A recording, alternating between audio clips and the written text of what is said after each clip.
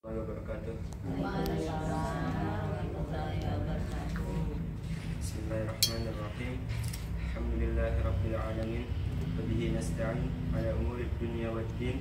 Wassalatu wassalamu ala asyrafil anbiya'i wal mursalin wa ala alihi wa sahbihi ajma'in. Rabbi shrah li sadri wa yassir li amri wahlul 'uqdatam min lisani yafqahu qawli. Amma ba'd. Segala puji bagi Allah Subhanahu wa taala, Rabb semesta alam. Salawat dan salam semoga tercurah kepada Nabi Muhammad sallallahu alaihi wasallam, keluarga beliau, para sahabat dan seluruh umatnya yang mengikuti petunjuknya hingga akhir zaman nanti. Umat yang dirahmati Allah, alhamdulillah kita bisa bertemu lagi di pagi hari yang insya Allah berkah ini. Kita bersyukur juga karena hari ini dapat dimulai dengan salah satu amalan yang pahalanya tidak dibatasi oleh Allah, yaitu menuntut ilmu. Karena ketika kita menuntut ilmu yang bermanfaat, pahala dari ilmu tersebut akan senantiasa mengalir, bahkan hingga setelah kematian kita. Kali ini saya akan mengambil tema yang berkaitan dengan tauhid, yaitu sifat-sifat Allah yang biasa juga kita temukan di Asmaul Husna. Di sini saya akan menggunakan kitab Aqidah Wasithiyah sebagai pedoman, karya Syekh Ibnu Taimiyah. Buku ini sebenarnya membahas akidah secara umum ya.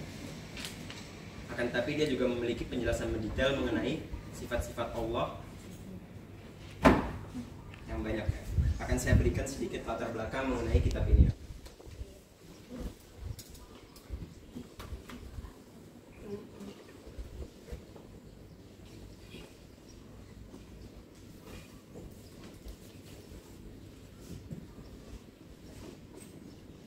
Kitab ini merupakan karya Ibnu Taimiyah yang ditulis sebagai tanggapan atas permintaan dari Hakim Agung Negeri Wasith, Irak. Oleh karena itulah kitab ini dinamakan Al-Aqidah Al-Wasithiyah. Hakim Agung tersebut meminta kepada Ibnu Taimiyah untuk membukukan tentang pandangan dan keyakinan yang diimaninya tentang akidah Islam untuk dijadikan pegangan di negeri tersebut.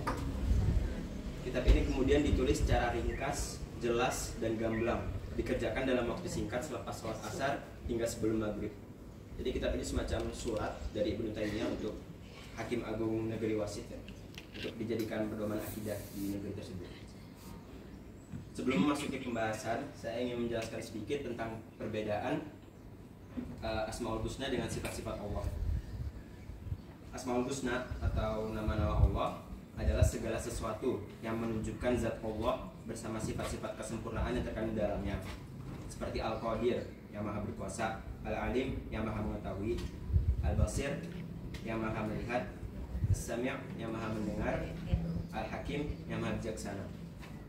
Jadi Asmaul Husna menunjukkan zat Allah sekaligus sifat yang terkandung dalamnya, seperti mengetahui, maha mengetahui, berarti Allah mengetahui segalanya. Jadi sifat-sifat tersebut terkandung di Asmaul Husna, di Asmaul Husna yang dimiliki Allah. Berarti nama menunjukkan dua perkara, sedangkan sifat mengandung satu perkara. Nama menunjukkan zat Allah serta sifat tersebut, sedangkan sifat menunjukkan sifat saja. Dikatakan bahwa nama mengandung sifat, sedangkan sifat merupakan keharusan sebuah nama. Jadi nama itu semacam pujian dan pujaan untuk Allah ya. Sedangkan sifat ini ya sifat Allah ya, yang bisa kita ambil dari nama tersebut apa ya. Langsung saja tanpa perlu banyak menunggu, akan saya jelaskan awal dan dasar dari kitab ini secara ringkas. Jadi pembukaan kitab ini dimulai dengan menjelaskan pokok akidah, yaitu rukun iman. Seperti yang kita ketahui, rukun iman ada 6. Beriman kepada Allah, kepada malaikatnya, kepada kitab-kitabnya, kepada utusan-utusannya, kepada hari akhir, dan juga kepada takdir, mau yang baik atau yang buruk. Ini saya baca langsung ya. Yang pertama dari kitab ini adalah iman kepada Allah. Termasuk iman kepada Allah adalah beriman kepada sifat-sifatnya yang disebutkan olehnya sendiri dalam kitabnya, begitu pula yang disebutkan oleh Rasulnya.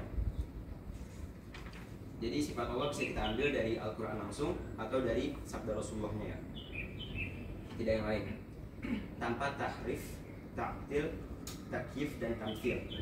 Jadi ada empat hal. Empat hal ini adalah dasar dari penyimpangan sifat-sifat Allah yang banyak dilakukan orang-orang, bahkan sama muslim. Yang pertama tahrif. Tahrif berarti penyimpangan. Yang dimaksud adalah membelokkan makna sesungguhnya ke makna yang lain. Misal, beberapa orang mengartikan tangan Allah sebagai kekuasaan atau kekuatan. Makna sesungguhnya adalah ya, tangan Allah. Tangan Allah makna jelas, tidak ada makna tersirat. Lalu yang kedua adalah taktil. Taktil yaitu tidak mengartikan sifat Allah sebagai apa-apa, seperti mengabaikannya. Mereka mengakui Allah memiliki tangan misalnya, tapi menurut mereka maknanya diserahkan kepada Allah. Mereka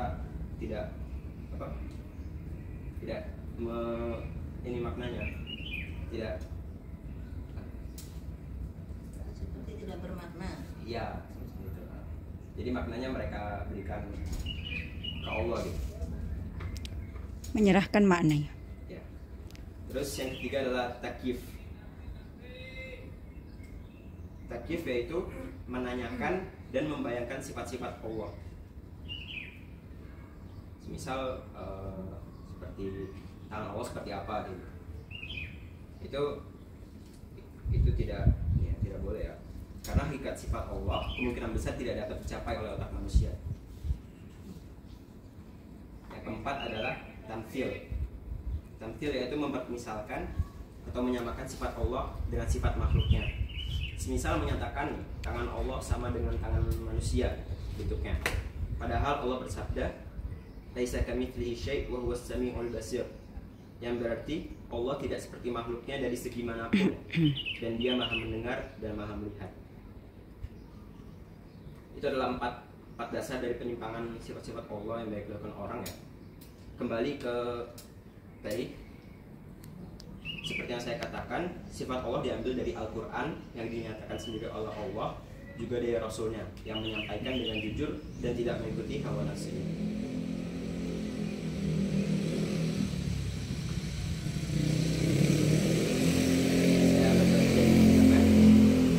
Orang-orang beriman tidak meniadakan sifat-sifat yang Allah sebutkan, tidak merubah firman Allah tentang sifat dari tempatnya, tidak pula menyimpangkan sifat-sifatnya maupun ayat-ayatnya, tidak membayangkan hakikatnya dan tidak menyerupakannya dengan makhluknya. Jadi orang-orang beriman tidak melakukan empat hal tadi yang saya sebutkan tadi ya. Karena tidak ada yang sama dengan Allah, tidak ada yang sepadan dengannya, tidak ada yang sebanding dengannya, dan tidak bisa dianalogikan dengan makhluknya. Allah lebih tahu tentang dirinya dan seluruh makhluknya, serta paling jujur dan paling bagus ucapannya daripada makhluknya.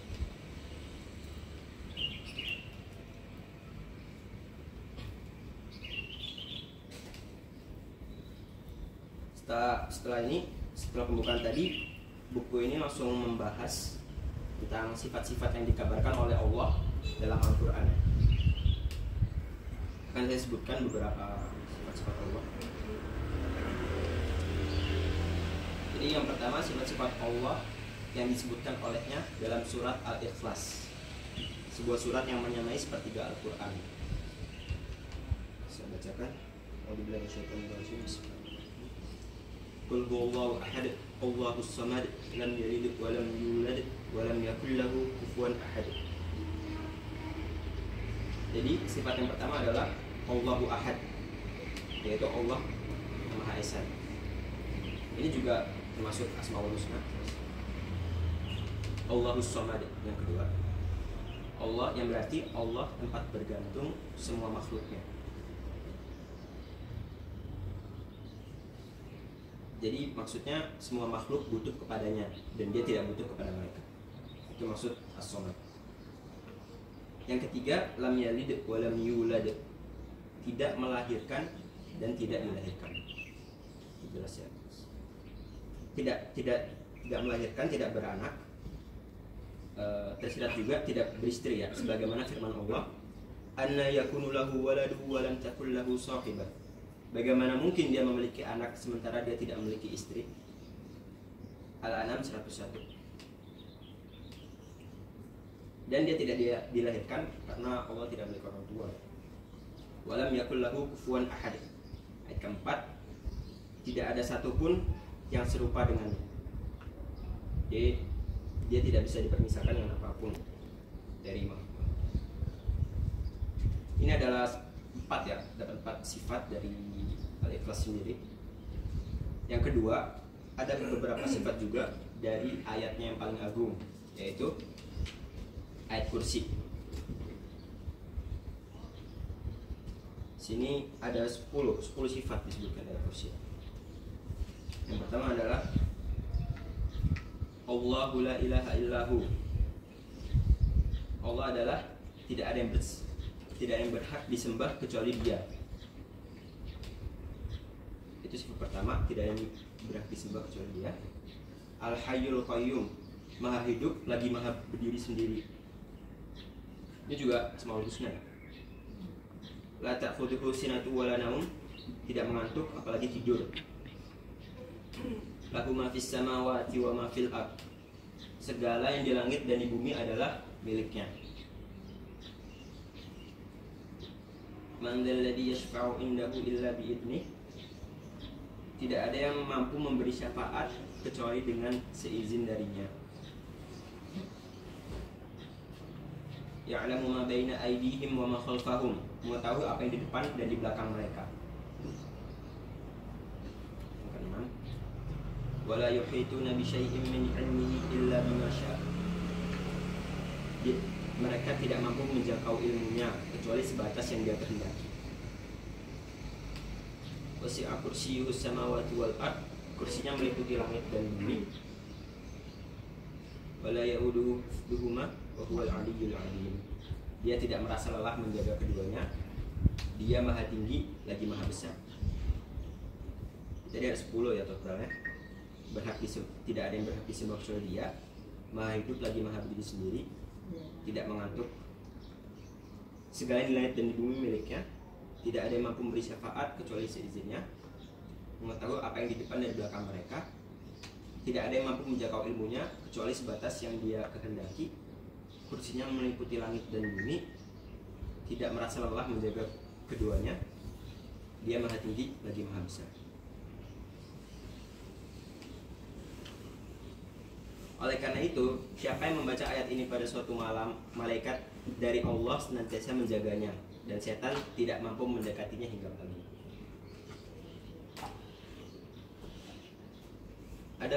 Ada banyak sifat yang disebutkan di sini ya, tapi saya ambil yang mudah-mudah saja. Banyak sekali sifat dari Al-Quran, mencapai sekitar 50 halaman ya. Jadi langsung saja saya lompat ke yang dari hadis Rasul. Ini ada sifat-sifat yang berasal dari hadis Rasul.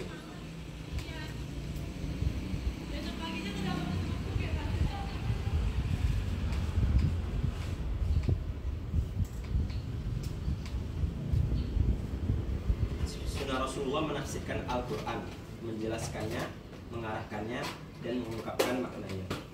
Jadi tidak hanya menambahkan sifat, hadis juga menjelaskan maksud dari sifat Allah, mengungkapkan maknanya juga.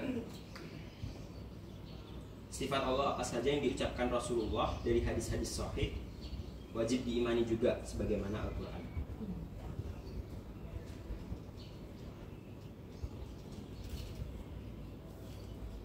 Misal, Allah memiliki sifat tertawa. Sabda Nabi SAW, yadhakullah ila rajulain yaqtulu ahaduhuma al-akhar kilahuma yadkhulul jannah. Allah tertawa kepada dua orang. Orang pertama membunuh orang kedua, lalu keduanya masuk surga. Di sini maksud dari hadis ini adalah orang pertama membunuh orang kedua, yaitu seorang kafir yang membunuh seorang muslim ya, di peperangan. Lalu bagaimana keduanya masuk surga? Orang muslim yang terbunuh pertama, dia mati syahid sehingga masuk surga, dan orang yang kafir akhirnya bertobat dan masuk Islam dan terbunuh juga di medan perang sehingga kedua-duanya masuk surga. Sifat kedua, sifat takjub.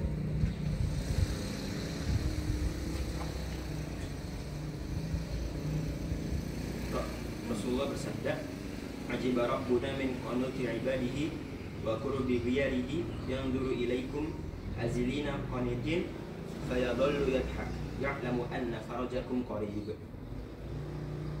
Yang artinya, Rasulullah bersabda, "Roh, kita takjub kepada hamba-hamba yang berputus asa, padahal perubahan keadaan sudah dekat.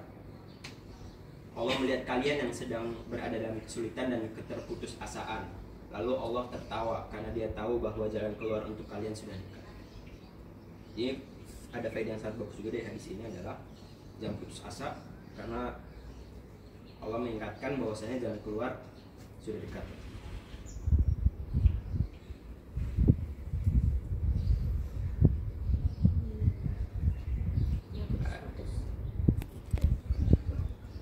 Ada juga sifat kalam dan suara.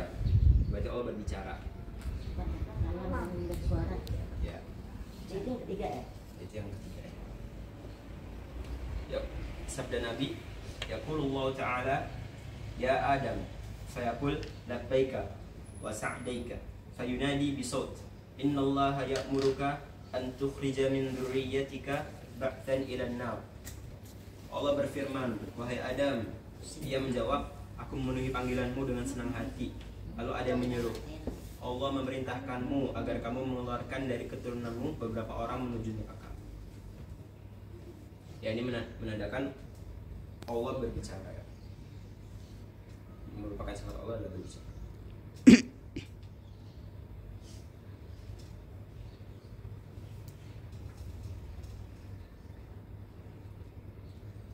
Ini ya dasar dari kitab Aqidah Wasithiyah. Dia menjelaskan sifat-sifat Allah dari Al-Quran dan hadis juga. Singkat saja ya, bisa diambil beberapa manfaat, dipahami sifat-sifat Allah. Dan ini adalah kesimpulan singkat dari 3 bab awal yang tadi saya jelaskan di kitab Aqidah Wasithiyah. Yang pertama adalah kaidah dasar dalam sifat Allah. Allah memiliki sifat-sifat sempurna yang layak baginya. Semua sifat itu disebutkan dalam Al-Quran dan hadis sahih. Ahlus sunnah meyakini sifat-sifat ini tanpa mengubah makna, tahrif, tanpa menolak, ta'til, tanpa takyif, membagaimanakan, dan tanpa tamthil, menyerupakan dengan makhluk. Allah itu maha mendengar, maha melihat, maha hidup, dan seterusnya. Yang kedua, beriman kepada sifat Allah dalam kitabnya. Kaum muslimin wajib beriman kepada semua sifat Allah yang dikabarkan dalam Al-Quran, seperti sifat hidup, ilmu, qudrah, iradah, kehendak, dan yang lainnya. Yang ketiga, beriman kepada sifat Allah dalam hadis Nabi. Selain dari Al-Quran, sifat-sifat Allah juga disebutkan dalam hadis Nabi yang sahih, seperti tadi yang saya sebutkan, tertawa, takjub, dan kalam, ya. Ahlus sunnah menerima semua itu sebagaimana adanya, meyakininya tanpa penolakan ataupun penyimpangan.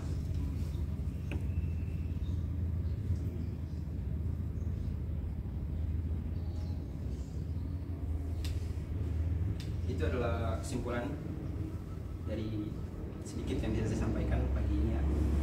Boleh nanya? Oh ya, boleh. Dalam Quran kan disebutnya ada 109 ya? Ya. Tapi ada yang bilang sebenarnya sifat Allah lebih. Jadi 99 tuh Asmaul Husna. Kalau sifatnya yang lebih luas lagi, ya. Beda. Banyak lah. Seperti Allah, suatu sifat Allah memiliki tangan, ya. Emang ada di Asmaul Husna gitu ya, maha memiliki tangan. Jadi sifat sama Asmaul Husna. Ada pertanyaan lagi? Aman ya? Jadi Asmaul Husnanya itu nama-namanya saja gitu ya? Ya, dia Jadi tuh sifat-sifatnya. Tapi kan menggambarkan sifat juga. Iya, jadi Asmaul Husna ada 2 gitu. Jadi dia menggambarkan sifat sama memuji gitu. Iya. Ya. Kalau tidak ada pertanyaan lagi, saya tutup dengan doa kafaratul majelis. Subhanakallahumma wa bihamdika, asyhadu an la ilaha illa anta, astaghfiruka wa atubu ilaik. Cukup segini saja dari saya. Syukron. Wassalamualaikum warahmatullahi wabarakatuh. Waalaikumsalam.